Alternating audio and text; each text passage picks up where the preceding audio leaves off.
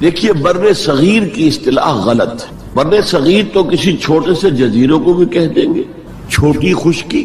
یہ ترجمہ کیا گیا ہے سب کانٹیننٹ کا. کانٹیننٹ کہتے ہیں بر اعظم کو، بر اعظم کانٹیننٹ. تو اعظم سے نیچے آتا ہے عظیم. یہ بر عظیم ہے ہند، بر عظیم پاک و ہند. آج ہم اسے پاک و ہند کہیں گے، پہلے یہ بر عظیم ہند تھا. یہ غلط لفظ ہمارے ہاں لکھنے میں بولنے میں آ گیا ہے. بر صغیر تو کسی چھوٹے سے جزیرے کو بھی کہہ دیں گے، چھوٹی سی خشکی. یہ بہت بڑی خشکی ہے. یہ بر اعظم ایشیا کا ایک بہت بڑا علاقہ ہے، اس لیے اعظم سے ایک سیڑھی نیچے اتریے تو عظیم ہوتا. یہ بر عظیم ہے، بر صغیر نہیں. اسی طرح مسلمان غیر اسلامی ریاست میں اس میں بھی ایک مغالطہ ہے، گویا کہ دنیا میں کوئی خالص اسلامی ریاست بھی ہے، جبکہ آج دنیا کی تمام مسلمان مملکتیں خالص غیر اسلامی ہیں. تو گویا کہ بنیادی طور پر کوئی فرق واقع نہیں ہوا. مسلم اکثریت کا ملک ہونا اور بات ہے، اور اسلامی ریاست ہونا اور بات ہے. زمین و آسمان کا فرق. بہرحال ان دونوں موضوعات پر میں کوشش کروں گا کہ اپنے خیالات آپ کے سامنے رکھوں، اور مجھے اندیشہ ہے کہ آپ میں بہت سے حضرات میری بعض آراء سے اتفاق نہیں کریں گے، لیکن میں خلوص و اخلاص کا تقاضا پورا نہیں کروں گا، نہ اپنی ذات سے نہ آپ سے. اگر وہی بات آپ سے نہ کہوں اور آپ کے سامنے نہ رکھوں کہ جو میری حقیقی رائے ہے، تو میں چند باتیں رکھوں گا، قبول کرنا نہ کرنا آپ کا کام ہے. دیکھیے بر عظیم پاک و ہند کے ضمن میں سب سے پہلے تو دو بدقسمتیوں کو نوٹ کر لی. پہلی بدقسمتی یہ کہ یہ بر عظیم دور نبوت کی سعادتوں سے محروم رہا. دور نبوت میں یہاں تک دعوت اسلام نہیں پہنچی. اکا دکا کوئی لوگ مسلمان ہوئے ہیں. مالابار کا کوئی راجہ تھا جس نے شق القمر کا معجزہ اپنی آنکھوں سے دیکھا تھا. اسے جب معلوم ہوا کہ یہ تو اصل میں ایک عرب میں پیدا ہونے والے رسول کی انگلی کے اشارے سے ہوا تھا، تو وہ ایمان لے آئے. لیکن یہ آئسولیٹڈ واقعات ہیں. بحیثیت مجموعی بر عظیم پاک و ہند دور نبوت کی برکات سے محروم رہا. پھر یہ کہ دور خلافت راشدہ کی برکات سے بھی محروم رہا. یہاں اسلام کسی قابل ذکر حیثیت میں آیا ہے دور بنی امیہ میں، وہ بھی کسی دعوت و تبلیغ کے مثبت مقصد کے لیے نہیں، بلکہ ایک انتقام اور بدلے کے لیے کہ کچھ مسلمان تاجروں کا ایک بحری قافلہ جو سرندیپ سے لنکا سے جا رہا تھا عرب کی طرف، اسے یہاں کراچی کے قریب اسے یہاں کے سندھی ڈاکوؤں نے لوٹ لی. اس پر مطالبہ آیا اسلامی مسلمان حکومت کی طرف سے. وہ ملوکیت تھی. اب وہ اسلامی حکومت اس معنی میں نہیں رہی تھی جس معنی میں کہ خلافت راشدہ اسلامی حکومت تھی، کہ جو قیدی ہیں تمہارے پاس رہا کرو اور کمپنسیٹ کرو جو بھی نقصان یہاں ان مسلمان تاجروں کا ہوا ہے. جب اس کے جواب میں بالکل منفی رد عمل موصول ہوا تو پھر چڑھائی کا فیصلہ کیا گیا. گویا کہ یہ ایک سزا دینے کی ایک مہم تھی. بہرحال اس وقت جو اسلام یہاں آیا تھا اس کے کریکٹرز اس اسلام سے کچھ مختلف تھے جو بعد میں یہاں آیا. وہ اسلام جو محمد ابن قاسم کی سرکردگی میں سندھ میں آیا اور سندھ سے آگے بڑھ کر ملتان بلکہ موجودہ پاکستان کے تقریباً پورے نصف علاقے تک پہنچ گیا تھا، فٹ ہلز آف کشمیر تک. تو یہ اسلام خالص عربی اسلام تھا. ملوکیت تو آ گئی تھی لیکن بدویت اور عربیت جو ہے اس کی چھاپ اس پر ابھی گہری تھی. اور اس اسلام میں نہ ابھی فرقے تھے، نہ مسلک تھے، نہ حنفی، نہ مالکی، نہ شافعی، نہ حنبلی. نہ عقائد کے بارے میں بحثیں شروع ہوئی تھی، علم کلام کی بحثیں ہوئی تھی، نہ ابھی یونانی فلسفے اور منطق کا حملہ ہوا تھا. ابھی کچھ نہیں تھا. سادہ اسلام. اسلام اپنی اصل سادگی پر برقرار تھا. چنانچہ اس کی قوت تسخیر بڑی زبردست ثابت ہوئی، اور خاص طور پر محمد ابن قاسم جو نوجوان 17-18 برس کا نوجوان اور نہایت نیک اور پاک باز، سندھ کے ہندوؤں نے جو اپنی ایک روایت ہے کہ اس طرح کا آدمی تو کوئی اوتار ہی ہو سکتا ہے. فارسی میں بھی کہا جاتا ہے کہ در جوانی توبہ کردن شیوے پیغمبری است. جوانی کے اس عمر میں بھی کوئی شخص پاک زندگی گزار رہا ہو تو یہ تو پیغمبروں کا طریقہ ہے. اور ہندوستان میں تصور پیغمبروں کا نہیں تھا، اوتاروں کا تھا. تو اسے بھی ایک اوتار سمجھ کر اس کی مورتیاں تراش کر مندروں میں رکھ لی گئیں اور ان کو پوجا جانے لگا. یہی چیز اس کے لیے خطرے کا سبب بن گئی ہے. چونکہ اب بیک ہوم اسلام کا جو اصل گھر تھا عرب، اس میں ملوکیت آ چکی تھی، اور ملوکیت کبھی اسے برداشت نہیں کر سکتی کہ کوئی اور شخص اتنا پاپولر ہو جائے کہ اسے چیلنج کر سکے، لہذا محمد بن قاسم کو بلایا گیا اور شہید کر دیا گیا۔ اب اس کے بعد ظاہر بات ہے کہ وہ اسلام ریسیڈ کرنا شروع ہوا، واپس آنا شروع ہوا، اس کے کچھ اثرات اس علاقے میں رہ گئے، لیکن اسلام کی واپسی ہو گئی۔ یہ اسلام کا پہلا ورود تھا بر عظیم کی سرزمین پر۔ اس کے بعد اسلام آیا ہے 300 برس بعد، اور اب یہ آیا ہے شمال مغربی سرحدی صوبے میں جو درے ہیں کوہ سلیمان میں، کوہ ہندو کش اور کوہ سلیمان میں، درہ خیبر ہے، درہ ٹوچی ہے، درہ گومل ہے، درہ بولان ہے، یہاں سے آنا شروع۔ اس اسلام کی خصوصیات کچھ اور تھی۔ ان 300 سالوں میں فقہی مسالک بھی پیدا ہو چکے تھے، حنفی، مالکی، شافعی، حنبلی، ان کے درمیان اختلافات بھی تھے، بحثیں بھی تھیں، مناظرے بھی تھے۔ دوسرے ایک خاص جو ہے تصوف کا فن جو ہے وہ بہت ترقی کر چکا تھا، اور اس میں اکثر و بیشتر وحدت الوجود کا تصور اس کی بنیاد میں موجود تھا۔ تیسری بات یہ نوٹ کیجئے کہ یہاں جو لوگ آئے وہ سب حنفی تھے، اور یہ ترک قبائل ہی تھے در حقیقت، اور ترکوں میں سے بھی غلام لوگ تھے، اسی لیے پہلا خاندان مسلمانوں کا یہاں خاندان غلاماں کہلاتا ہے۔ ترک غلام تھے یہ، جو اپنی ذاتی صلاحیت اور اپنی استعداد کی بنا پر ترقی کرتے کرتے بادشاہت کے مقام تک پہنچے۔ عالم اسلام میں اس وقت 2 عظیم جگہوں پر غلاموں کی حکومت تھی، اور اس سے اندازہ ہو سکتا ہے کہ اسلام میں غلاموں کا فیوچر کتنا روشن ہے۔ ممالک، مملوک، یہ مصر میں حکمران تھے، وہ بھی غلام تھے۔ خاندان غلامہ، قطب الدین ایبک، شمس الدین التتمش، یہ سب کون تھے؟ غلام تھے۔ بہرحال اب جو اسلام آیا اس میں قیادت کی ایک تسلیس پیدا ہو چکی تھی، توحیدی شان نہیں رہی تھی۔ خلافت راشدہ میں قیادت توحیدی تھی، خلیفہ وقت ہی حاکم بھی تھے، خلیفہ وقت ہی مجتہد بھی تھے، عالم بھی تھے، اور وہی سب سے بڑے اللہ والے بھی تھے۔ لیکن اس کے بعد جو اسلام میں قیادت جو ہے مسلمانوں کی 3 شاخوں میں بٹ گئی۔ سیاسی قیادت وہ تو قبائلی عصبیت کی بنیاد پر قائم ہو رہی ہے، تو سیاست تو ہو گئی طاقت کے بل پر، جس کی لاٹھی اس کی بھینس۔ اس کے بعد جو اس دینی قیادت تھی وہ 2 حصوں میں منقسم ہو گئی، علمی قیادت علماء، مفسرین، فقہاء، محدثین، اور ایک ہو گئی صوفیاء کی قیادت۔ تو یہ تھی کیفیت جس میں کہ بر عظیم پاک و ہند میں اسلام وارد ہوا ہے پہلے ورود کے 300 برس بعد۔ اب اس کے 500 برس کے بعد یہاں ایک اور ایلیمنٹ آیا، اور وہ تھا شیعیت کا۔ آپ کو معلوم ہے کہ سن 1000 عیسوی میں پاکستان کا جو علاقہ اس وقت کا ہے یہ عالم اسلام میں داخل ہو چکا تھا۔ شہاب الدین غوری وغیرہ کی حکومت وہاں تک تو تھی، البتہ دہلی پر 1206 میں تخت دہلی جو ہے مسلمانوں کا 1206 میں شروع ہوا۔ بہرحال اس کے بعد ہم کہہ سکتے ہیں کہ 300 برس بعد یہاں پر یہ شیعیت آئی ہے، داخل ہوئی ہے، ورنہ اس سے پہلے خالص سنی اسلام تھا اور خالص حنفی۔ شیعیت کی وجہ سے جو کچھ بھی بعد میں اسلام کو یہاں پر اس تقسیم کی وجہ سے، شیعہ سنی اختلافات کی وجہ سے جو بہت بڑے بڑے نقصانات اٹھانے پڑے، ان میں سے مثلاً 2 کا میں تذکرہ کرنا چاہتا ہوں۔ ڈاکٹر امبیڈکر، انہوں نے فیصلہ کیا تھا میں مسلمان ہو جاؤں، گویا کہ یہاں کے اچھوتوں کا مسئلہ وہ اس طور سے حل کرنا چاہتے تھے کہ ہم این بلاک مسلمان ہیں، لیکن جب ان کے بارے میں معلوم ہوا تو پھر وہاں پہنچ گئے کچھ لوگ کہ آپ اس مسلک کو اختیار کریں یا اس کو کریں۔ وہ اسی حیث بحث میں پھر انہوں نے فیصلہ کیا کہ میں کوئی بھی نہیں اختیار کرتا، اگر کوئی ایک اسلام ہے ہی نہیں، اب میں ایک کو اختیار کرتا ہوں تو دوسرے سے میری مخاصمت ہو جائے گی، دوسرے کو اختیار کرتا ہوں تو پہلے سے ہو جائے گی۔ اب اگلا دور آیا، ہندوستان میں انگریز آ گئے۔ یہاں موجود بہت سے غیر مسلموں کو شاید میری باتیں اب کچھ ناگوار گزریں، لیکن کچھ حقائق ہیں جو تلخ ہیں لیکن حقائق ہیں، انہیں سمجھنا چاہیے۔ انگریزوں نے یہاں آ کر حکومت چھینی سی مسلمانوں سے بیشتر، ویسے تو یہ کہ ہندو راجے مہاراجا بھی تھے، لیکن بیشتر علاقوں میں تو مسلمان حاکم تھے، لہذا انہوں نے مسلمانوں کو دبانا بہت ضروری سمجھا، اس لیے کہ جو سابق حاکم ہو ان میں ایسپیریشنز پیدا ہوتی رہتی ہیں کہ ہم تھے یہاں کے حاکم، کیوں نہ واپس حاصل کریں۔ بغاوت کے ان کے اندر جراثیم مسلسل پروان چڑھتے ہیں۔ مسلمانوں کو دبایا اور ہندوؤں کو اٹھایا، کیوں؟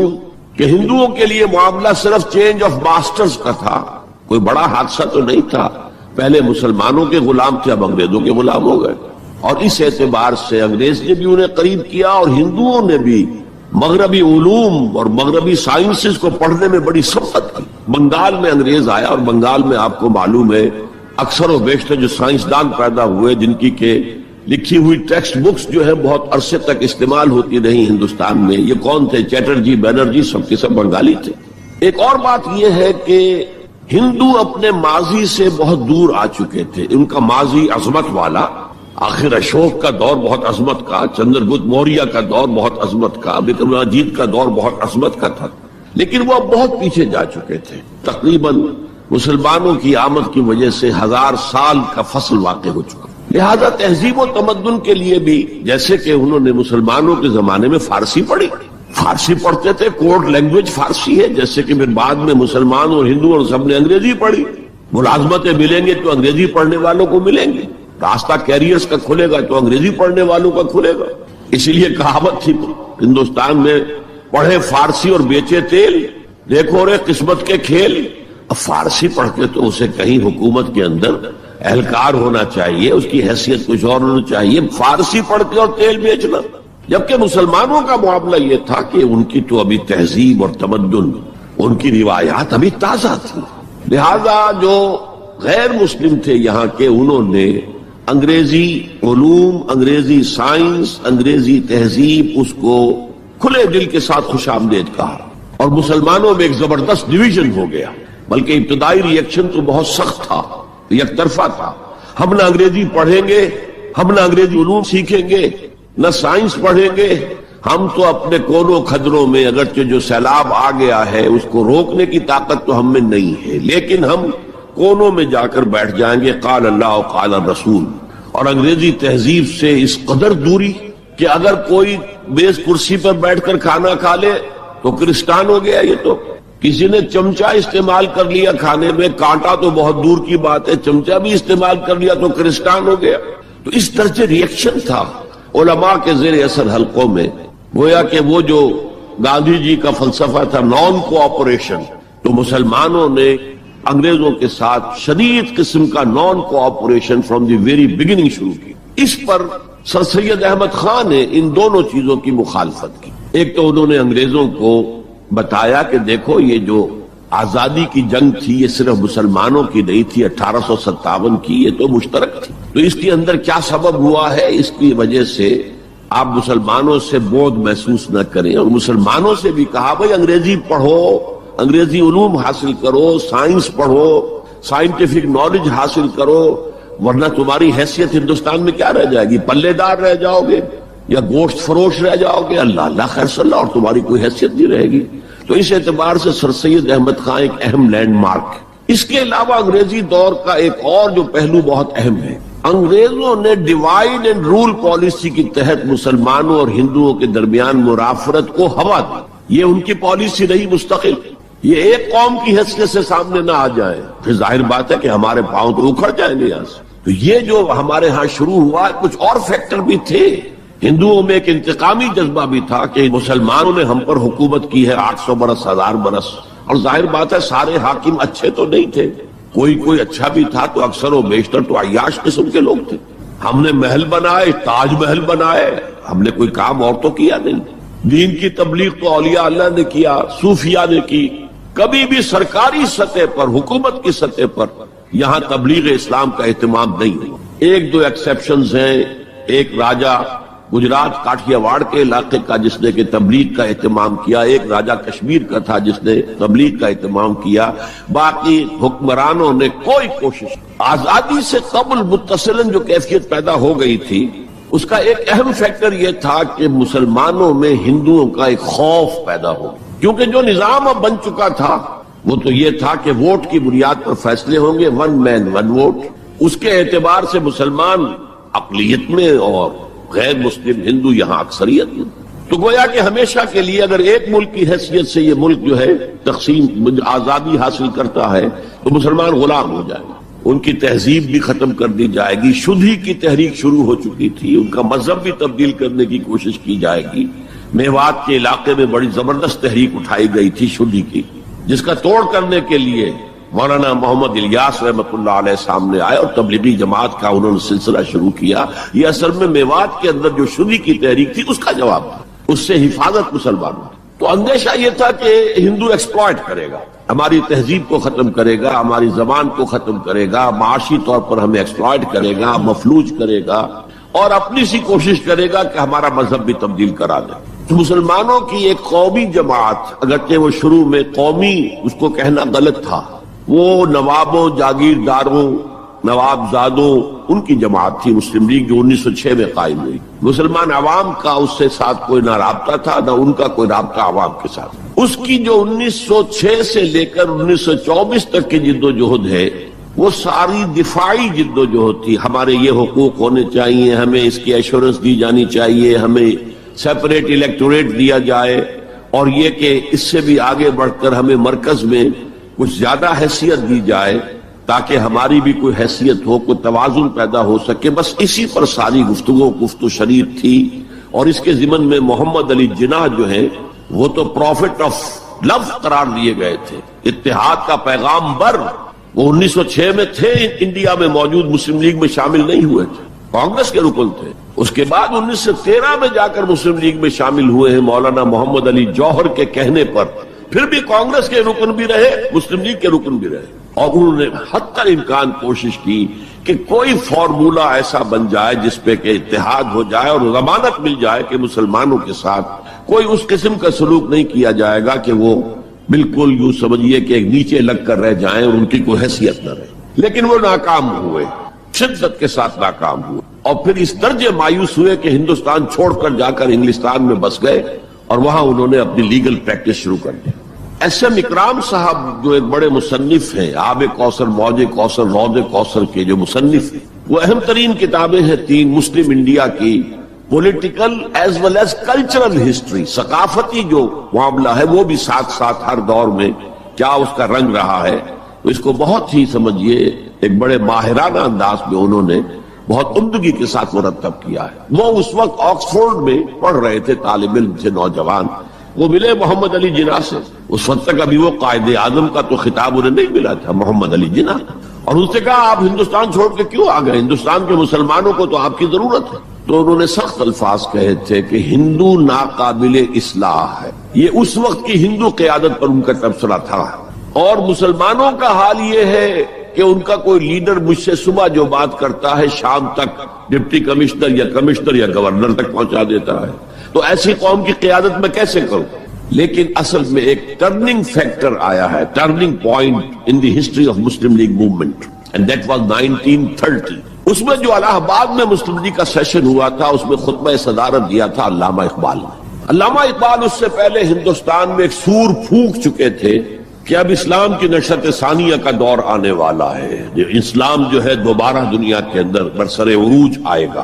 ایک امید افزا صورتحال علامہ اقبال نے اپنی ملی شاعری سے پیدا کر دی۔ کتاب ملت بیضا کی پھر شیرازہ بندی ہے، یہ شاخ ہاشمی کرنے کو ہے پھر برگ و بر پیدا، سبق پھر پڑھ صداقت کا، شجاعت کا، عدالت کا، لیا جائے گا تجھ سے کام دنیا کی امامت کا۔ نوا پیرا ہو اے بلبل کے ہو تیرے ترنم سے، کبوتر کے تنے نازک میں شاہی کا جگر پیدا۔ اور ویسٹرن سویلائزیشن کو انہوں نے چیلنج کیا تھا، دیار مغرب کے رہنے والوں خدا کی بستی دکان نہیں ہے، کھرا جسے تم سمجھ رہے ہو وہ اب ذرے کم عیار ہوگا، تمہاری تہذیب اپنے خنجر سے آپ ہی خودکشی کرے گی، جو شاخ نازک پہ آشیانہ بنے گا ناپائیدار ہو۔ کہ یہاں فرسٹ ورلڈ وار کے بعد جو عالم اسلام کی کیفیت ہوئی تھی، اس پر کس قدر یاس انگیز، نا امیدی سے بھرا ہوا مرثیہ مولانا حالی نے لکھا تھا۔ قوم کی زبان اس وقت وہ تھی، قومی شاعر جو ہے قوم کی زبان ہوتا ہے۔ پستی کا کوئی حد سے گزر نہ دیکھے، اسلام کا گر کر نہ ابھر نہ دیکھے، مانے نہ کبھی مد ہے ہر جزر کے بعد دریا کا ہمارے جو اتر نہ دیکھے۔ اور آخر میں جو مناجات بحضور سرور کونین صلی اللہ علیہ وسلم، اے خاصہ خاصان رسول وقت دعا ہے، امت پہ تیری آ کے عجب وقت پڑا ہے، وہ دین جو بڑی شان سے نکلا تھا وطن سے، پردیس میں وہ آج غریب الغربا ہے۔ اسی قسم کے مرثیے علامہ شبلی نے کہے، مولانا حمید الدین فراہی نے کہے، لیکن اقبال پہلا شاعر ہے جس نے کچھ مرثیے بھی کہے ہیں۔ جب انگلینڈ جاتے ہوئے وہ گزر رہے تھے سسلی، جزیرہ سسلی کے پاس سے جہاز گزر رہا تھا، تو دل میں ہوک اٹھی ہے، کبھی یہ مسلمان جہاز رانوں کا مرکز ہوتا تھا، بیس ہوتا تھا۔ رولے اب دل کھول کر ہے دیدہ خونابہ بار، وہ نظر آتا ہے تہذیب حجازی کا مزار۔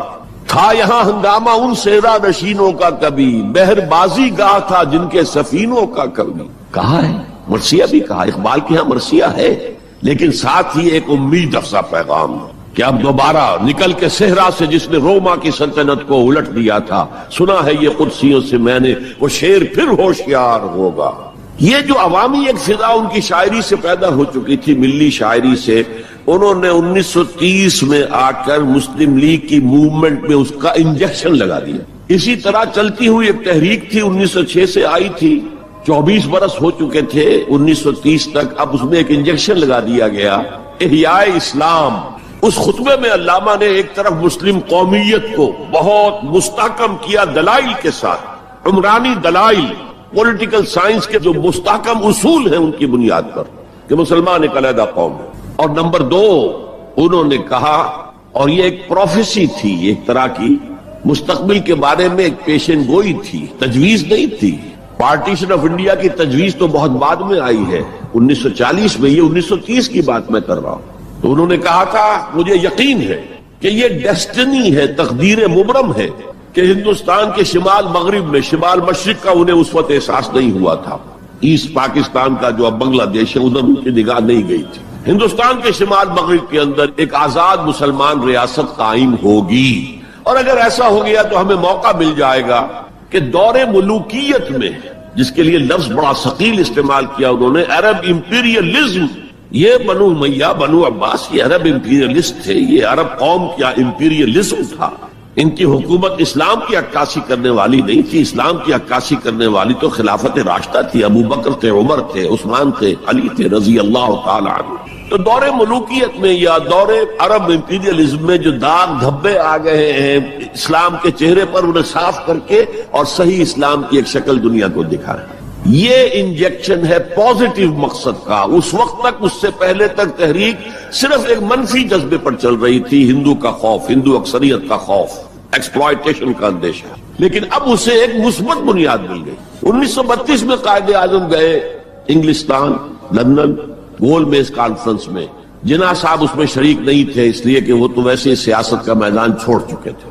اس موقع پر پھر علامہ اقبال نے ملاقاتیں کی ہیں جناح صاحب سے، اور وہی انجیکشن ان کو بھی لگا، اور انہیں پھر آمادہ کیا کہ آئیں واپس ہندوستان، اور اس انجیکشن کے حوالے سے مسلمانوں نے ہند کو منظم کرے اور جمع کرے۔ تو یہ پھر تحریک پاکستان جو ہے، چونکہ مسلمانوں کے جذبات کے ساتھ اس کی ہم آہنگی، معجزہ ہو گیا کہ مسلم مائنورٹی کے پروونسز نے کس طریقے سے یکجا اور یکسو ہو کر اس موومنٹ کو سپورٹ کیا، حالانکہ انہیں معلوم ہے کہ کسی بھی حساب سے ان کے تو پاکستان میں شامل ہونے کا کوئی امکان تھا ہی نہیں، بلکہ تحریک مسلم لیگ اصل میں مائنورٹی پروونسز کی تحریک تھی۔ جو صوبے بعد میں پاکستان میں شامل ہوئے ہیں ان میں سرحد میں تو کانگریس کی حکومت تھی ٹل دی لاسٹ ڈیٹ، پنجاب میں یونینسٹ حکومت تھی ٹل دی لاسٹ ڈیٹ، صرف ایک سندھ تھا مغربی پاکستان میں کہ جو وہاں مسلم لیگ کی حکومت تھی۔ ہاں، بنگال میں مسلم لیگ کی حکومت تھی، اور بنگال ہی مولد ہے جہاں ولادت ہوئی ہے 1906 میں مسلم لیگ کی، اور طویل ترین عرصے تک مسلم لیگ کی حکومت وہاں رہی۔ اب بھی وہاں پر تحریکیں چلتی رہتی ہیں اینٹی پاکستان، 2 مرتبہ پاکستان نے ایئر فورس بھی استعمال کی ہے وہاں پر، یہ سب کچھ آپ کو معلوم ہے۔ بہرحال اس کے نتیجے میں ملک تقسیم ہو گیا، اور 2 قوموں کے درمیان جو نفرت اس دوران میں پیدا ہو گئی تھی وہ ایک آتش فشاں کی طرح پھٹ پڑی۔ جو کچھ ہوا ہے پارٹیشن کے وقت، میں نے آپ کو بتایا تھا انگریزوں سے آزادی ہم نے حاصل کی، لیکن ہم نے نہ ایک انگریز کو مارا نہ کسی انگریز نے ہم میں سے کسی کو مارا، لیکن جو آپس کی خوریزی ہوئی ہے، تاریخ انسانی کی عظیم ترین ٹرانسفر آف پاپولیشن، کروڑوں انسان ادھر سے ادھر، ادھر سے ادھر ہوئے، اور پھر عظیم خوریزی، بربریت، وحشت، معلوم ہوتا کہ نفرت کی کوئی آگ اندر جل رہی تھی، بس اسے موقع چاہیے تھا کہ وہ ابھر آئے۔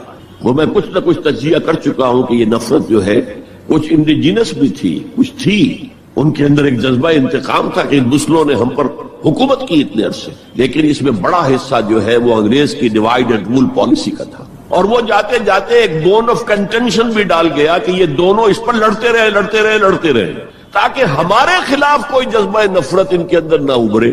تو یہ انگریز کی پالیسی تو یقیناً بہت کامیاب تھی، لیکن وہ نفرت کا جو عالم اس وقت تھا اس کو آپ اس وقت امیجن نہیں کر سکتے۔ وہ نوجوان جو پیدا ہی ہوئے بعد میں پارٹیشن کے بھی 20 25 30 سال بعد پیدا ہوئے، انہیں کیا اندازہ ہو سکتا ہے؟ قطعاً اندازہ نہیں ہو۔ کبھی کبھی ربط ہو جاتا ہے معاملہ، جیسے کہ کبھی کسی جگہ ہو گیا، کبھی کسی جگہ ہو گیا، ابھی حال ہی میں جو کچھ گجرات میں ہو گیا تھا وہ ہو جاتا ہے، لیکن یہ کہ کوئی ہندو اور مسلمانوں کے درمیان وہ دشمنی اور وہ معاملہ اب نہیں ہے، بلکہ بہت سے لوگ اس کو امیجن ہی نہیں کر سکتے کہ معاملہ کس حد تک پہنچ گیا۔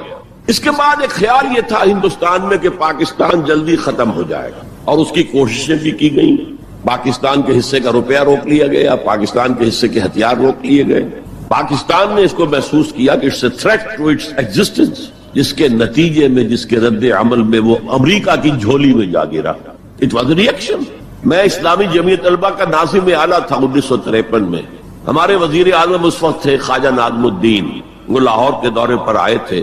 میں طلبہ کا ایک وفد لے کر ان سے ملنے گیا۔ ایک تو اس زمانے میں وہ اینٹی قادیانی موومنٹ چل رہی تھی اور اس میں بہت کچھ تو خون لاہور میں ہوا تھا، اس کے بارے میں نے کچھ باتیں کی، اور پھر میں نے ان سے کہا یہ میڈو اس بلا کا نام ہے، میڈو تھی اس وقت، مڈل ایسٹ ڈیفنس آرگنائزیشن، آپ کن بندروں میں ہمیں باندھ رہے ہیں؟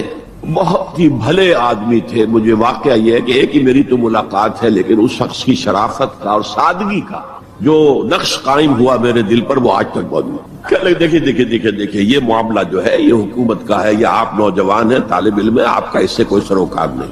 میں ذرا نٹ کھٹ قسم کا تھا اس وقت بھی نوجوان۔ میں نے کہا جناب آپ ہمیں ان بندروں میں باندھ کر آپ چلتے بنیں گے، ملک تو ہم نے سنبھالنا ہے بعد میں، we must know what you are doing.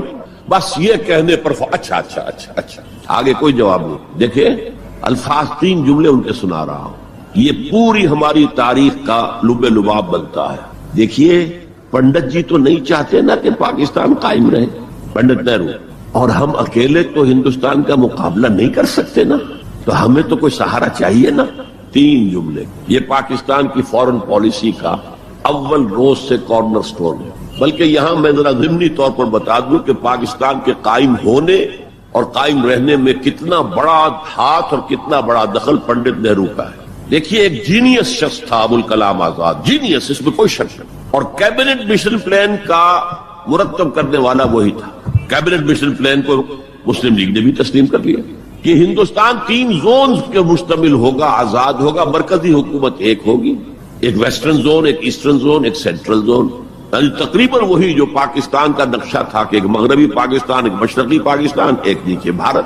Central government کے پاس فلاں جو ہے یہ اہم ترین چیزیں تو سینٹرل گورنمنٹ کے پاس ہوگی، فورن پالیسی ہوگی، بجٹ ہوگا، مالیات کا معاملہ ہوگا، ڈیفنس ہوگا، یہ ان کے پاس ہوگا، کمیونیکیشنز ہوگی۔ باقی یہ ریجنز جو ہیں ان کو حق ہوگا وہ اپنے اپنے فیصلے کریں، اپنے معاملات چلائیں، اپنے قوانین بنائیں۔ ایک شق اس میں ایسی تھی کہ 10 سال کے بعد کسی بھی حصے کو، کسی زون کو سیسیڈ کرنے کا، علیحدہ ہونے کا حق حاصل ہوگا۔ گویا کہ کم سے کم 10 سال کے لیے آزاد پاکستان کا مطالبہ ختم، قائد اعظم نے مان لیا۔ تو اب اگر کوئی امکان تھا تو وہ 10 سال کے بعد تھا نا۔ اب کس نے بنوایا پاکستان؟ وہ تو چونکہ مولانا آزاد اس درجے بددل ہو چکے تھے، قائد اعظم نے انہیں شو بوائے کہہ کے اتنا جو ہے بددل کر دیا تھا کہ انہوں نے کانگریس کی صدارت چھوڑ دی۔ تو کہا گیا ان سے آپ صدارت قبول کریں، نہیں، پنڈت جی ہو گئے صدر، اور پنڈت جی سے جب پوچھا گیا کیبنٹ مشن پلان کے بارے میں تو انہوں نے کہہ دیا ایک دفعہ ہندوستان آزاد ہو جائے پھر کون کسی کو علیحدہ ہونے دیتا ہے۔ بات تو سچی تھی، نکل جاتی ہے جس کے منہ سے سچی بات مستی میں، فقیہ مسئلہ بھی سے وہ رندے بادہ خار۔ اچھا بات تو سچی تھی لیکن کہنے کی نہیں تھی اس وقت۔ اس پر فوراً قائد اعظم نے ریورس گیئر لگایا کہ اگر نیت یہ ہے تو پھر ہم نہیں مانتے، وی آر گوئنگ بیک۔ تو عالم واقعہ میں پاکستان کس نے بنوایا 1947 میں؟ ہسٹری کا تجزیہ کیجئے، سمجھئے یہ کچھ اللہ تعالیٰ کی مشیت تھی۔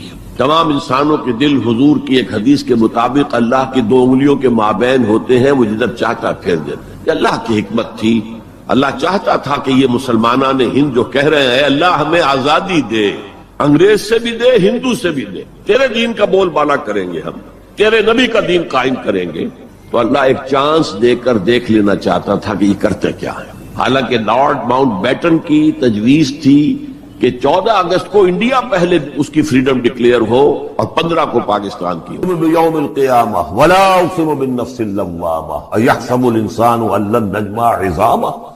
یہ سورت جو ہے بہت ہی حسین اور بہت منفرد سمجھیے کہ نمائندہ ایک سورت ہے قرآن مجید کی۔ اس کا جو خطاب کا انداز ہے، جو میں نے شروع میں آپ کو جو انٹروڈکٹری لیکچرز دیے تھے کہ اس کا اسلوب جو ہے وہ خطابت کا ہے۔ قرآن کو ہم کہہ سکتے ہیں کہ اس سے کلیکشن آف ڈیوائن اوریشنز، اللہ تعالیٰ کے خطبات، مجموعہ خطبات الہیہ، تو مختلف مواقع پر جیسے کہ خطیب کو خطبہ دیتا ہے تو اس طریقے سے اللہ تعالیٰ نے یہ صورتیں نازل کی ہیں۔ حضور پڑھ کر سناتے تھے تو آپ کا انداز بھی خطیبانہ ہوتا تھا۔ حدیث میں آتا ہے کہ جب آپ خطبہ دیتے تھے تو آپ کی آواز بلند ہو جاتی تھی، اعلیٰ صوتہ احمرت عیناہ، آنکھیں سرخ ہو جاتی تھی، اور آپ اس طریقے سے خطبہ دیتے تھے جیسے کہ کوئی سپہ سالار اپنے فوجیوں کو للکار رہا ہے، بڑھا رہا ہے کہ لڑو اور آگے بڑھو، یہ انداز ہوتا۔ تو اس طرح کا خطبہ اس میں آپ دیکھیں گے ابھی بات ایک طرف ہو رہی ہے، ابھی کسی اور طرف ہو گئی، کبھی کسی تحویل الخطاب، اس کے لیے بہت، پھر یہ کہ 4-6 آیتیں آئیں گی ایک خاص قسم کے آہنگ میں، خاص قسم کے قوافی تو ہم کو نہیں کہنا چاہیے، تو یہ آتے ہیں، وہ انہی حروف پر صورتیں ختم ہو رہی ہیں، وہی سٹائل ہے، پھر وہ سٹائل بدلے گا، پھر 4-6 صورتیں اس دوسرے انداز کی ہوگی، پھر 4-6 تیسرے انداز کی ہوگی۔ تو یہ آپ صورت جو ہے فصاحت و بلاغت میں بھی فلو بے انتہا ہے اور خطیبانہ انداز، اور اس میں تحویل الخطاب۔ پس منظر میں کیا ہے کہ وہ لوگ ہیں کہ جو انکار کریں کوئی قیامت نہیں ہو سکتی، کیسے ممکن ہے کہ جبکہ انسان مر چکے ہوں گے اور مٹی ہو جائیں گے پھر اٹھا دیا جائے، یہ ممکن نہیں۔ تو اس کا جواب ہے جو دیا جا رہا ہے، لا اقسم بیوم القیامہ، لا یہاں پر ان کے خیالات کی نفی نہیں، میں قسم کھاتا ہوں قیامت کے دن۔ تمہیں شک ہے اور مجھے اتنا یقین ہے کہ میں قسم کھا رہا ہوں قیامت کے دن۔ ولا، اور پھر نہیں، اقسم بالنفس اللوامہ، میں قسم کھاتا ہوں نفس لوامہ کی۔ نفس لوامہ کون سا نفس انسان میں جس سے ہم ضمیر کہتے ہیں، کانشنس، ملامت کرنے والا۔ My conscience is biting me، میرا ضمیر مجھے ملامت کر رہا ہے۔ کوئی آپ برا کام کرتے ہیں تو ضمیر اندر سے کچھ شے ہے، تو کیوں ہے یہ؟ اگر کوئی نیکی نہیں، بدی نہیں، تو یہ اندر کی خرش کیوں ہو جاتی ہے؟ اور اگر یہ نیکی ہے اور بدی ہے تو اس کا نتیجہ نکلنا چاہیے کہ نہیں؟ یعنی پہلی آیت جو ہے وہ تو اسی طرح کی ہے جیسے سورہ تغابن میں ہم نے پڑھا تھا، قل بلا وربی لتبعثن ثم لتنبؤن بما عملتم، اس میں دلیل کوئی نہیں ہے، اذعان ہے، ایک شخص اپنے یقین کو دلیل کے طور پر پیش کر رہا ہے، اور یہ اس پر سارا دار و مدار ہے۔ کون شخص ہے؟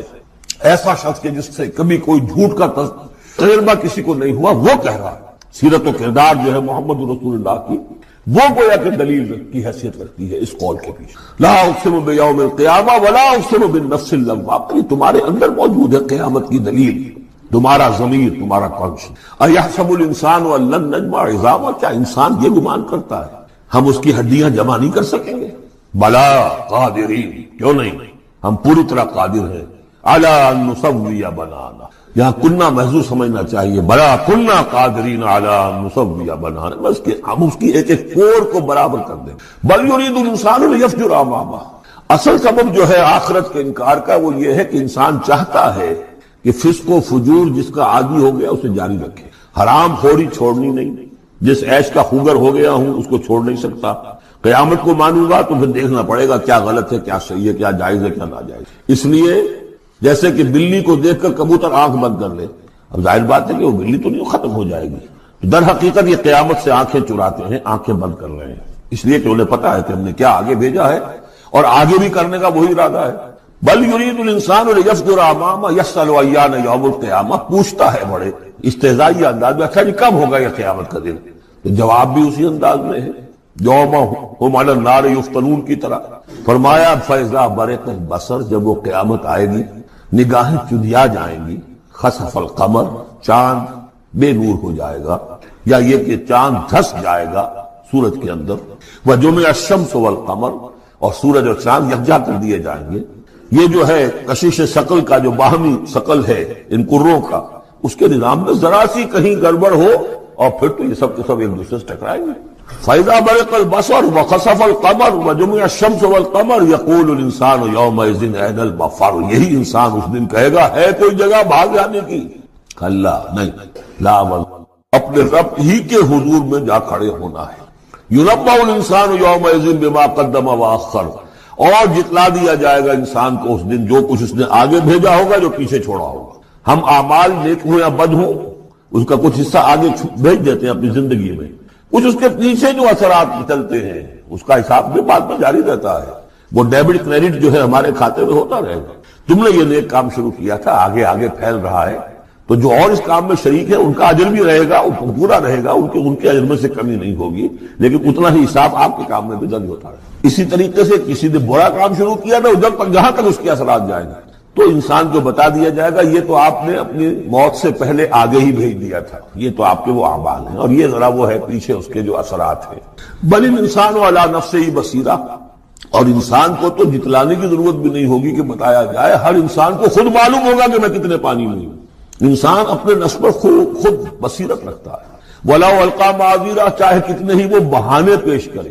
ہوتا ہے کہ انسان کو شخص جو ہے بڑا چرب زبان ہے اور وہ اپنے آپ کو بالکل ریشنلائز کر لیتا ہے اپنے طرز عمل کو، میں نے ٹھیک کیا، صحیح کیا، کوئی غلط بات نہیں ہے، کوئی عذرات موجود ہیں، تو معترضین کی تو زبان بند ہو جاتی ہے، اب کچھ نہیں کہہ سکتے، لیکن یہ کہ اس کا دل اس کو بتا رہا ہوتا ہے کہ تو جھوٹا ہے۔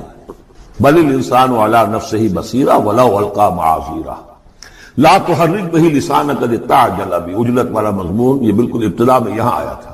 اے نبی آپ اس قرآن کے، اب دیکھیے اب گفتگو حضور سے شروع ہو گئی، ابھی تک انسان جو منکرین تھے ان کی بات ہو رہی تھی، شروع میں امامہ، عظامہ، قیامہ، اور اس کے بعد بصر، قمر، مفر، وزر، مستقر، اب یہ پھر اس کے بعد بصیرہ، معاذیرہ، اب اس کے بعد اور بدل رہے ہیں۔ لا تحرک بہ لسانک لتعجل بہ، آپ اس قرآن کے ذریعے سے اپنی قرآن کے ساتھ اپنی زبان کو تیزی سے حرکت نہ دیں کہ جلدی سے آپ اس کو یاد کر لیں۔ ان علینا جمعہ وقرآنہ، ہمارے ذمے ہے اس کو جمع کر دینا اور پڑھوا دینا، جمع بھی کر دینا کہ اس میں سے کوئی حصہ جو ہے آپ بھولے نہیں، اور قرآن اب اس کی ترتیب بھی ہم بتاتے جائیں گے کہ اب جو وہی آئی ہے اس کو کہاں رکھنا ہے تاکہ اس کی ترتیب معین ہو۔ فَإِذَا قَرَأْنَاهُ فَاتَّبِعْ قُرْآنَهُ، پھر جب ہم پڑھوائیں اس کو جس ترتیب سے اسی کی پیروی کیجیے گا۔ یہ ترتیب وہ ہے ترتیب مصحف جس کے تحت کے قرآن مرتب کیا گیا، اور ہم مانتے ہیں کہ یہ ترتیب نزول کی نہیں ہے، نزول کے ساتھ ہی اللہ تعالیٰ کا حکم آتا تھا کہ اب یہ وہی فلاں جگہ ہو۔ ثم ان علینا بیانہ، پھر ہمارے ذمے ہے اس کو واضح کر دینا بھی، جیسے کہ ہم دیکھ چکے ہیں قرآن مجید کی تبیین کرتا ہے۔ سورہ نساء میں دو احکام کے بارے میں آئے گا، یستفتونک، اور حالانکہ وہ حکم آ چکا ہے سورہ نساء میں پہلے، لیکن لوگوں نے سوال کیا قل اللہ یفتیکم فی الکلالہ، اللہ واضح کر دیتا ہے، تم پر ابھی واضح نہیں ہوئی کلالہ کی بات، وہ وعدہ کر دیتا ہے۔ تو قرآن کے اندر بھی بعد میں واضح کر دی گئی چیزیں، اور یہ کہ پھر حدیث جو ہے سب سے بڑی شے ہے کہ جو اس کی بیان کرنے والی ہے۔ جو انزلنا الیک الذکر لتبین للناس ما نزل الیہم، یہ ذکر ہم نے اے محمد آپ پر نازل کیا ہے تاکہ آپ واضح کریں اس کو ان لوگوں کے لیے جن کے لیے ہم نے اسے نازل کیا ہے۔ نازل آپ پر کیا ہے، صرف آپ کے لیے تو نہیں کیا ہے آپ پر، نازل کیا ہے لوگوں کے لیے۔ اب ان کو واضح کرنا، اس کے اندر کہیں اگر کوئی اشکال ہو تو اسے حل کرنا، کہیں کوئی اگر اجمال ہے تو اس کی تفصیل بیان کرنا، یہ آپ کا کام۔ کلا بل تحبون العاجلہ، کوئی نہیں، تمہارا اصل مرض یہ ہے کہ تم عاجلہ سے محبت کرتے ہو، یہ اس دنیا کی زندگی سے محبت کرتے ہو۔ دیکھیے اب پھر خطاب شروع ہو گیا کفار سے، وتذرون الآخرہ، اور آخرت کو تم چھوڑ دیتے ہو، نظر انداز کر دیتے ہو۔ وجوہ یومئذ ناظرہ، حالانکہ بہت سے چہرے اس دن ہوں گے تر و تازہ، میدان قیامت میں کھڑے ہوں گے تو جیسے اسکول چلڈرن کھڑے ہوتے ہیں اپنا رزلٹ سننے کے لیے، تو بعضوں کے چہرے کھلے ہوتے ہیں، پہلے سے معلوم ہے انہیں کیا کچھ کر کے آئے تھے، اور بعض کے چہروں کے اوپر دھواں ہے، اس لیے ہے کہ انہیں پتا ہے کہ کیا ہی کچھ نہیں تھا، فیل تو ہونا ہی ہونا تھا۔ تو چاہے اب رزلٹ ڈکلیئر نہیں ہوا، رزلٹ ان کے چہروں پر لکھا ہوا ہے۔ تو وجوہ یومئذ ناظرہ، بہت سے چہرے ہوں گے تر و تازہ، الی ربہا ناظرہ، اپنے رب کی طرف دیکھتے ہوئے۔ اس میں بعض لوگوں نے یہ کہا ہے کہ ناظرہ سے مراد ہے انتظار کر رہے ہوں گے اپنے رب کی رحمت کا، اس لیے کہ رویت باری تعالیٰ جو ہے وہ تو ممکن نہیں ہے کہ میدان حشر میں ہو جائے، لیکن میرے نزدیک انہی حضرات کی رائے زیادہ صائب ہے جو سمجھتے ہیں کہ رویت ہوگی۔ اہل ایمان کو عین میدان حشر میں بھی ایک درجے کی رویت باری تعالیٰ سے مشرف کیا جائے گا، یہ مضمون آ جائے گا سورہ مطففین میں واضح ہو جائے گا۔ اس کے برعکس وجوہ یومئذ باسرہ، بہت سے چہرے ہوں گے اس روز سوکھے ہوئے، اترے ہوئے، اداس، تب کی ریڑھ کی ہڈیاں توڑ کر۔ کلا اذا بلغت التراقی، اب ایک نقشہ دکھایا جا رہا ہے، ایک تو بڑی قیامت ہے، فاذا برق البصر وخسف القمر وجمع الشمس والقمر یقول الانسان یومئذ این المفر۔ ایک تو وہ ایک قیامت ہے جو فرد کی قیامت ہے، موت جب آتی ہے، قیامت صغریٰ۔ کلا اذا بلغت التراقی، جب یہ جان آ کے پھنس جاتی ہے ہنسلیوں میں، وقیل من راق، کہا جاتا ہے کوئی جھاڑ پھونک کرنے والا۔ بڑے بڑے ریشنلسٹ بھی اس مرحلے پر آ کر، بابا ڈاکٹروں نے جواب دے دیا، حکیموں نے جواب دے دیا، چلو کوئی تعویذ گڈھا کچھ ہو کہیں سے، کوئی جھاڑ پھونک کوئی تو ہو، کسی طریقے سے ہو، تو آخری درجے میں وہ بھی انسان چیخ پکار کر لیتا ہے، قیل من راق، ہے کوئی جھاڑ پھونک کرنے والا۔ وظن انہ الفراق، اور گمان ہو گیا اس کو کہ اب تو فراق ہے، جانا ہے، یہ گھر بھی چھوڑنا ہے جو بڑے چاؤ سے بنایا تھا، اور یہ آل اولاد کو بھی چھوڑ کر جانا ہے۔ والتفت الساق بالساق، اور وہ جو جان کندنی کا عالم ہوتا ہے تو پنڈلی پنڈلی سے لپٹ رہی ہے، جان نکلنی شروع ہوتی ہے جسم کے نچلے حصے۔ الی ربک یومئذ المساق، اس دن تو تمہیں اپنے رب ہی کی طرف دھکیلے جانا ہے۔ پھر بدل گئے قوافی، فلا صدق ولا صلی، تو نہ اس نے تصدیق کی نہ نماز پڑھی، ولکن کذب وتولی، بلکہ جھٹلا دیا اور پیٹھ موڑ لی۔ تصویر لفظی ہے جو نقشہ اس وقت ہوتا تھا۔ ثم ذهب الى اهله يتمطى، اور پھر چلا اپنے گھر والوں کے پاس اکڑتا ہوا جا رہا ہے۔ حضور کی بات کو تو نظر انداز کر دیا، امشو، چلو چلو یہاں سے، وَاصْبِرُوا عَلَىٰ آلِهَتِكُمْ، صبر کرو، جا کے جمے رہو اپنے آلہہ پر۔ ذهب الى اهله يتمطى اولى لك فاولى ثم اولى لك فاولى، افسوس ہے تجھ پر اور افسوس ہے تجھ پر اور پھر افسوس ہے تجھ پر اور پھر افسوس ہے۔ اَيَحْسَبُ الْإِنسَانُ أَن يُتْرَكَ سُدًى، کیا انسان یہ سمجھتا ہے کہ اسے یوں ہی چھوڑ دیا جائے گا؟ کوئی باز پوچھ نہیں، کوئی حساب کتاب نہیں، کوئی جواب طلبی نہیں، کوئی اجر نہیں، کوئی سزا نہیں، کوئی جزا نہیں۔ الم یکن نطفۃ من منی یمنی، کیا نہیں تھا وہ ایک گندے پانی کی بوند جو ٹپکائی گئی؟ ثم کان علقا، پھر وہ ایک جوب کے مانند تھا کہ جو رحم مادر کی دیوار کے ساتھ چمٹی ہوئی تھی۔ علقۃ فخلق فسوی، پھر اسی کو اس نے بنایا، اسی میں نقش و نگار بنا دیے، اسی میں آنکھیں آ گئیں، اسی میں کان آ گئے، اسی میں کیا کیا بنایا۔ فی ظلمات ثلاث، تین پردوں کے اندر۔ فجعل منہ الزوجین، اسی سے بنا دیے، کسی کو نر، کسی کو مادہ، کسی کو مؤنث، کسی کو مذکر۔ الیس ذلک بقادر علی ان یحیی الموتى، عقل کے اندھو یہ سوچو، وہ ہستی جو یہ سب کچھ کر رہی ہے وہ اس پر قادر نہیں ہوگی کہ مردہ کو زندہ کر دے؟ جو تمہارا مشاہدہ ہے گندے پانی کی ایک بوند سے، افلاطون بھی اسی سے آ گیا، اور بقراط بھی، اور سقراط بھی، اور ظاہر بات ہے انبیاء بھی وہیں سے آئے ہیں۔ کہاں سے آئے ہیں؟ ایک ہی استثناء ہے نا حضرت عیسیٰ علیہ السلام کا، باقی تو سب کہاں سے آئے؟ وہیں سے آئے۔ سارے اولیاء اللہ کہاں سے آئے؟ وہیں سے آئے۔ گندے پانی کی بوند، اس سے کیا کچھ وہ بناتا ہے۔ تو تمہارا یہ خیال ہے کہ وہ مردہ کو زندہ نہیں کر سکے گا، اتنا عاجز ہو گیا۔ فعینا بالخلق الاول بل ہم من خلق جدید۔ اس کے بعد جیسا کہ یہ سوال ہے، بلا، کیوں نہیں؟ پروردگار یقیناً الیس ذلک بقادر بلا نشہد انک قادر علی ان تحیی الموتى، ہم اس پر گواہ ہیں۔ والموفون بعہدہم اذا عاہدوا، اور وہ لوگ کہ جو اپنے معاہدوں کو پورا کرنے والے ہوں جبکہ وہ عہد کر لیں۔ ایفاء عہد، اس کی کیا اہمیت ہے؟ ایک حدیث، حضور کے جو خادم خاص تھے حضرت انس بن مالک رضی اللہ تعالی عنہ، تقریباً 9 برس تک مدنی زندگی جو ہے اس میں وہ حضور کے ذاتی خادم کی حیثیت سے رہے، اور ان کا کہنا یہ ہے کہ قلما ختمنا رسول اللہ صلی اللہ علیہ وسلم الا قال لا ایمان لمن لا امانۃ له ولا دین لمن لا عہد له۔ کہتے ہیں شاذ ہی کبھی ایسا ہوا ہوگا کہ حضور نے ہمیں خطبہ ارشاد فرمایا ہو کسی بھی موقع پر، اور اس میں یہ الفاظ مبارکہ آپ نے نہ فرمائے ہو کہ اس شخص کا کوئی ایمان نہیں جس میں امانت داری کا وصف نہیں، اور اس شخص کا کوئی دین نہیں جس میں ایفاء عہد نہیں۔ کیوں؟ دین بھی نام ہے اللہ سے اپنے ایک عہد کو پورا کرنے کا۔ نماز کی ہر رکعت میں ہم کیا کہتے ہیں؟ ایاک نعبد و ایاک نستعین، پروردگار ہم صرف تیری ہی بندگی اور پرستش کرتے ہیں، اور صرف تیری ہی بندگی اور پرستش کرتے رہے، اور اے پروردگار ہم صرف تجھ ہی سے مدد کے خواہاں ہیں اور تجھ ہی سے مدد چاہتے رہے۔ یہ عہد ہے، بہت بڑا عہد، بہت بڑا عہد۔ اس عہد کو پورا کرنا ہی دین ہے۔ اللہ کی بندگی، اللہ کے احکام کی اطاعت، اللہ نے جن چیزوں کو حرام کیا ان سے اجتناب کرتے رہنا، اللہ کے فرائض کی ادائیگی، اللہ کے لیے تن من دھن لگا دینا، ایاک نعبد و ایاک نستعین۔ اب ظاہر بات ہے کہ جو شخص انسانوں کے ساتھ چھوٹے چھوٹے کیے ہوئے عہد پورے نہیں کرتا، وہ اتنا بڑا عہد اللہ کے ساتھ کیسے نبھا دے گا؟ جو 2 پیسے کے اندر امانت کا ثبوت نہیں دے سکتا، اس میں بھی خیانت کر گزرتا ہے، وہ 2 کروڑ میں کیسے امین ثابت ہوگا؟ لہذا لا دین لمن لا عہد لہ، لا ایمان لمن لا امانت لہ ولا دین لمن لا عہد لہ۔ جس شخص میں امانت داری کا وصف نہیں ہے اس کا کوئی ایمان نہیں، اور جس کے اندر ایفاء عہد کا مادہ نہیں ہے اس کا کوئی دین نہیں۔ اب خاص طور پر اس نیکی کی بحث میں جس ربط اور ترتیب کے ساتھ یہ بات آ رہی ہے اس کو سمجھیے۔ در حقیقت یہ معاملات جو ہیں انسان کے، بین الانسانی معاملات، یہ در حقیقت اس کا تذکرہ ہے، اس لیے کہ اب تک جو معاملے آئے، ایک خدمت خلق اور انسانی ہمدردی کا جذبہ، پھر نماز کا قیام، زکوٰۃ کی ادائیگی، اب جو یہاں آ رہا ہے یہ معاملات ہیں بین الانسانی معاملات۔ معاملہ کہتے ہیں جو 2 افراد کے مابین کوئی بات ہو رہی ہو، عمل سے معاملہ، جوہد سے مجاہدہ، قتل سے مقاتلہ۔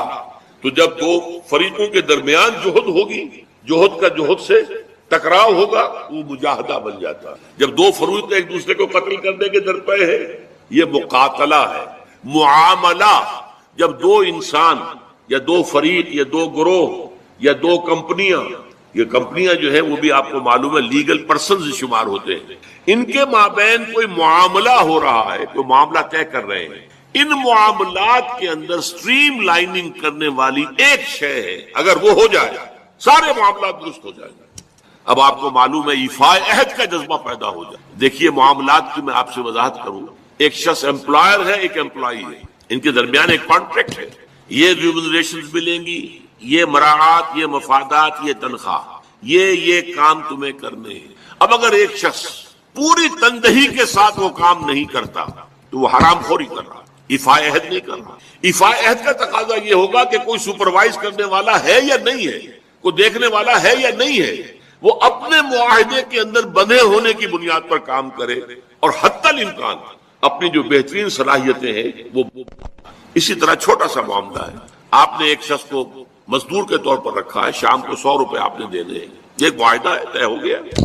اب یہ مزدور اگر کام چور ہے کہ اگر تو کوئی دیکھنے والا ہے تو کام کر رہا ہے، اور اگر کوئی دیکھ نہیں رہا تو بیٹھ گیا، تو یہ بے ایمانی کر رہا ہے، یہ وعدہ خلافی کر رہا ہے۔ اسے اپنے اس وقت کے اندر اپنی پوری توانائی، پوری توجہ کے ساتھ، اس لیے نہیں کہ کوئی مجھے دیکھنے والا ہے، بلکہ اس لیے کہ میں تو اپنے عہد کا پابند ہوں، میں نے معاہدہ کیا۔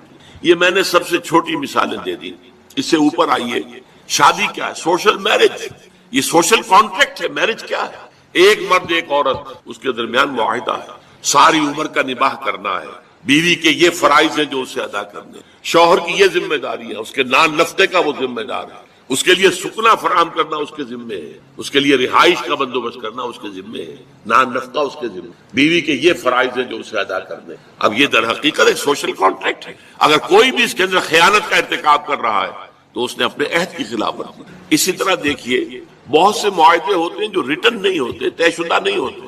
اولاد اور والدین میں بھی ایک معاہدہ ہوتا ہے، امپلائڈ ہے وہ کیا معاہدہ ہے؟ والدین اپنی جوانی میں اپنے آپ کو انویسٹ کرتے ہیں اپنی اولاد میں، ان کی تعلیم ہے، ان کی تربیت ہے، ان کو کھلانا ہے، ان کو پلانا ہے، ان کے لیے کپڑے کا بندوبست ہے، وہ اپنی ساری توانائیاں جو ہے لگا رہے ہیں ان کو پالنے پوسنے۔ اور اس کے اندر امپلائڈ کانٹریکٹ ہے کہ جب یہ بوڑھے ہو جائیں گے اور وہ جوان ہو جائیں گے تب ان کو لک آفٹر کریں گے، ان کی خدمت کریں گے، ان کی سیوا کریں گے، ان کے ساتھ حسن سلوک کے ساتھ پیش آئیں گے۔